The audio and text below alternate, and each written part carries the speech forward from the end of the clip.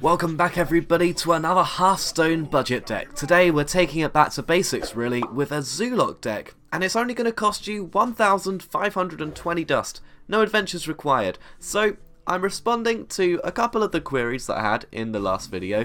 People were saying, well, adventures are quite expensive and not a lot of people sometimes have all of the adventures. There's a bit of a barrier to entry. Well, here you go. Zoid is a deck that pretty much everyone can play. You can slot out some of the cards for other cards that, you know, kind of do the same thing. The idea is you're buffing lots of minions that you get on the board, and then you're replenishing your hand with the Warlock hero power. It's tried, it's true, but it works. And this is a game from the start of the season, so I'm showing how it's a good deck to rank up with if you're looking to gain some of the ranks and grind up at the start of the ranked season. So, related to that adventure chat actually, just briefly before I talk about the deck, last week they did announce that adventures are going to be phased out, so in a way Hearthstone's going to get more expensive, but it is going to make these decks a little bit more simple to make, because I can literally just tell you how much dust they cost, rather than, oh, you have to go to this expansion and get this adventure from here, and you need 700 gold, but you also need a bit of dust. Anyway, going off topic, Zoo is all about flooding the board, and basically that's what I'm trying to do right now. I tried to use a lot of cards that a lot of people are likely to have in their collection already, so things like Defender of Argus, I've definitely said in the past, and Harvest Golem.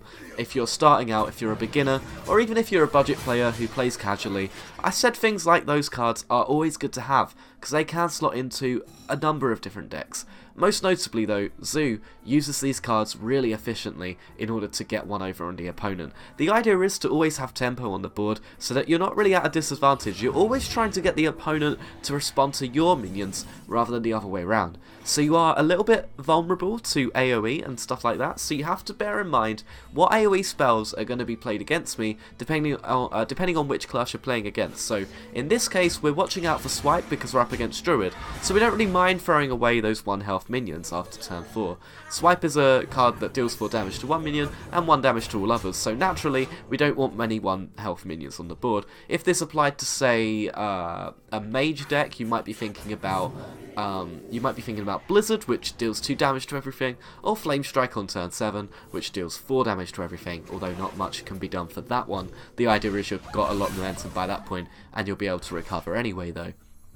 So that's something that you need to think about with the Zoid deck, and it's pretty decent against other aggro decks as well. The good news is pirates are getting a nerf, or already have got a nerf by the time this video goes out, so small time buccaneer isn't as much of an issue as it was when I recorded the footage for this video. So actually, in a way, these changes have made Zoid a little bit better, because it just gives you more options in the early game other than just running out small time buccaneer and getting patches to pirate. I'm guessing because of the nerf, chances are people are going to, at least for the meantime, play less pirates, because that's how people tend to react to nerfs. They tend to play less of the card that's being nerfed because it's been discouraged by the dev.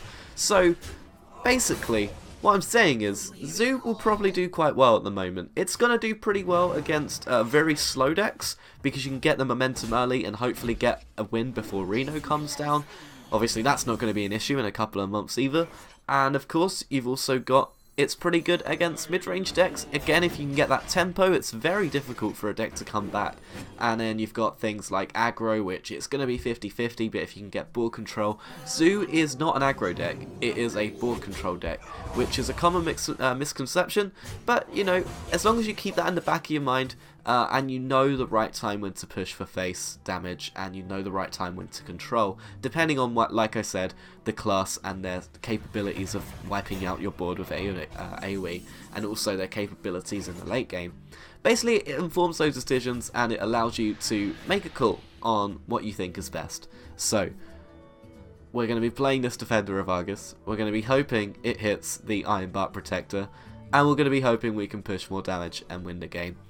This list, by the way, is very simple. There's not really much to it. I didn't use anything from 2015 because I think, especially since we got the announcement of the Mammoth year recently, that means that the rotation must be coming within the next month and a half, I assume. So it makes no sense to be using those 2015 cards now. We want to think about the future and keep pushing forward. So with that in mind, I didn't use any of the cards from 2015. So no Blackrock Mountain, which means no Imp Gang Boss. So I started thinking about alternatives. I think Harvest Golem is a safe bet, one card that a lot of people are going to have, and it's quite cheap as well. We've got a couple things like Dark Iron Dwarf as a double, Defender of Argus, and even we've got a couple of Flame Jugglers and Lance Carriers. So yeah, that does break the rule of no 2015 cards, but I think because they're commons, it's not that big of a deal if you just spend I don't know, like 300 dust creating them now, but then that's 4 cards for your deck, and then hopefully when the rotation comes, there'll be a couple of cards to replace those, and I have faith that there will be.